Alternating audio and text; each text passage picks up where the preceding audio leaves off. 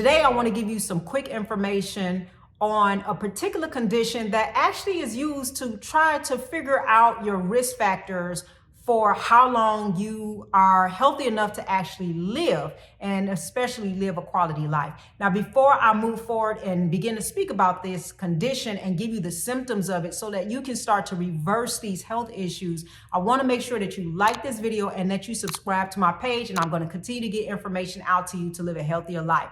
Now, this condition I want to talk about briefly is called metabolic syndrome.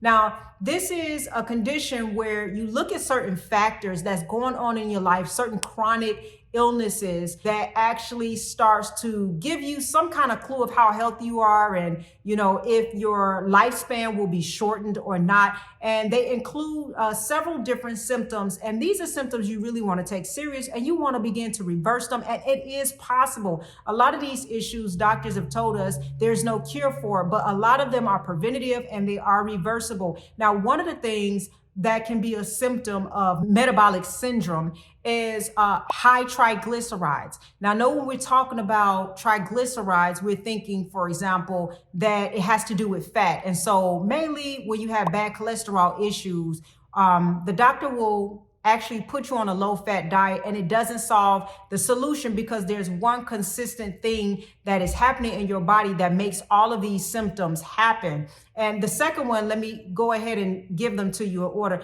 or there's no order for this, but these are just different symptoms that can happen. High triglycerides, low HDL, okay, and then also obesity, like too much fat around the belly in particular, and then also high blood pressure, and then anything to do with diabetes, pre-diabetes, having blood sugar issues. These are all symptoms of metabolic syndrome. And the truth is that some people actually have all of these different things happening in their body.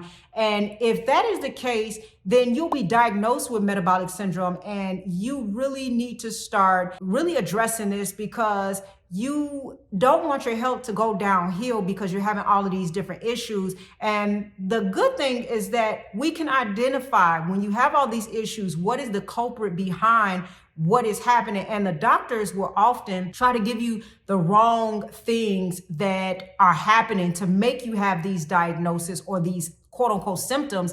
Even like obesity, it's really a symptom of something else that's happening in the body. And so if you have high blood pressure, they'll blame it on salt. If you have, high triglycerides, they're going to blame it on fat. And, if you have all of these other issues that are going on, they just want to really just give you some medicine and send you on your way. But the truth is that all of these conditions are dealing with one problem, and that one problem is insulin. All right. And insulin causes inflammation. So inflammation is going to happen too because of having these conditions. And most people who have these conditions are insulin resistant, of course. And so when your body is making too much insulin or utilizing too much insulin, you start to have all these problems with your organs, with your heart, your brain, your kidneys, your liver. And so we have to deal with this because insulin will paralyze even the arteries in your body. And we don't really want that to happen. And so we got to start to reverse this. Now, one of the things that you can do immediately to help give your body a break is get rid of the sugar that's causing these issues, especially fructose. The difference with fructose and glucose is that fructose does not get metabolized by your body. It can only be metabolized by the liver. And so fructose is a type of sugar that actually goes straight to the liver, and it can cause a fatty liver because that fructose, that sugar actually gets turned to fat. And that is not so good if your liver is under attack like that. And so we want to begin to do things that can give your organs a break, because you don't want to have issues with your liver and your kidneys and your heart and your brain. We have to make sure that we are doing things to reverse this. And so getting rid of the fructose, and in general, like lowering your carbs, lowering your sugar intake to give your body a break from having to utilize too much insulin will actually help with this process. Now, in addition to that, also fasting is going to help. And we have been told that, oh, we got to eat 5 and 6 times a day. We got to constantly be snacking. Well, the problem with that is that when insulin is present because you're eating all day, then your body can't burn fat and your body can't heal itself. Your body can't give it that break to be able to start to burn off some of this sugar as energy. And so you're going to run into a lot of problems, because by the time you get done eating your last meal, then hour and a half later, you're eating again. And so now just when your insulin was going lower, it's being back spiked again. And then you're eating a big meal before you go to bed.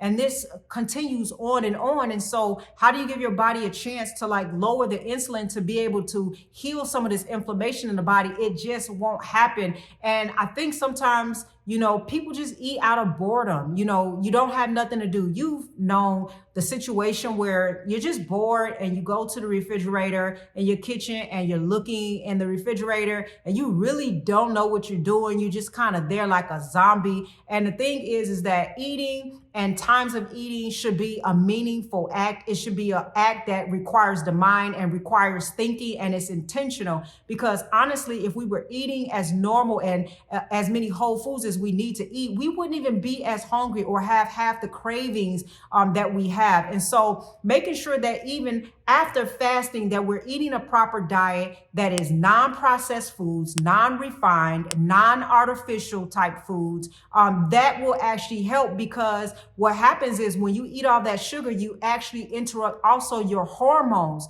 And so then you're craving things and you're hungry and you're eating things that you really shouldn't be eating, just because your hormones are not acting appropriately to tell you when it's time to eat and when it's time to stop. And so all of this can get fixed again if we're eating the proper foods day to day. And so fasting, getting rid of the fructose and the sugar, the excess sugar that's in your diet, and then also eating whole, non-processed, non-GMO, non-refined, non-artificial foods will help with this process. It is something that requires intentional effort. And it is something that is reversible, even though a lot of doctors will just try to put you on medication and not really deal with the lifestyle changes and habits that need to be addressed. And that's because a lot of times they're not really looking for you to enter into wellness or to give you the strategies and the tools to really be able to reverse things. I mean, they just kind of sometimes want you to stay on medication. And the real truth is that medication will not fix these issues, because if you're taking the medication and you're just suppressing symptoms, it doesn't mean that the actual culprit is not still moving forward and manifesting in your body. And so if you take medicine to keep your sugar levels low, or you're taking something to try to get your cholesterol in order, the question is insulin still being utilized in an overabundant type of way in your body? And if the answer is yes, then that means even though you're taking medicine, you're going to also get the side effects of medicine and that medicine brings. But at the same time, your body is still deteriorating because your body is still using too much insulin, causing a lot of inflammation, clogging up the arteries, messing with your brain and your hormone levels in your body, and adding fat into your organs like the liver. And it's eventually going to damage the kidneys in the process. And so I highly recommend that you do some of these simple tips to, start to reverse your health issues and start to allow your body to heal of the chronic inflammation that's been going on and on. And if you continue to do this, you'll start to slowly see a difference. All right. Now, I'll continue to get information out to you. Again, don't forget to like this video and to subscribe to my page. I'm constantly getting out information to make sure that you understand and that you're empowered and you have the knowledge and to be inspired to really be able to go after your health, upgrade the quality of your health so that you can live your life full of purpose and full of joy and energy the way that you need to do. So I'll make sure that I get videos to you that can help you live a high quality and healthy life.